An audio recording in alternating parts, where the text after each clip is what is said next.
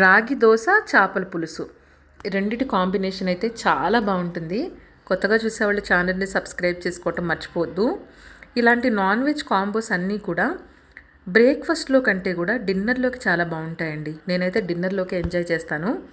ఇదిగోండి ఆల్రెడీ రాగి పిండి నా దగ్గర ఉంది కాబట్టి నేను రాగి దోశని యూస్ చేస్తున్నాను. నార్మల్ దోశ పిండి ఉన్నా కూడా బాగుంటుంది. అండ్ అలాగే నాకు దోశని ఈ విధంగా చక్కగా వేసుకున్న తర్వాత నేను మళ్ళీ ఫ్లిప్ చేసి నేను దోశని కాల్చనండి. నాకు అంతగా నచ్చదు. ఒక్క సైడు కాలితేనే చాలా బాగుంటుంది. మరీ క్రిస్పీగా కాకుండా మరీ మెత్తగా కాకుండా మధ్యంగా చక్కగా వేయించుకొని తీసుకోవాలి దోశ. చూసారా ఎంత బాగుందో? ఈ విధంగా తీసేసుకుంటే కర్రీలోకి అద్దరిపోతుందనమాట. చేపల పులుసు కూడా నేను ఆల్రెడీ రాత్రి ప్రిపేర్ చేసి పెట్టాను. చేపల పులుసు ఒక పూట ఊరితే కూర టేస్ట్ అనేది చాలా బాగుంటుంది. చక్కగా మరీ పులుసులాగా నీళ్ళుగా కాకుండా మరీ దగ్గరగా కాకుండా ఈ విధంగా ఉంటే టేస్ట్ అనేది చాలా బాగుంటుంది.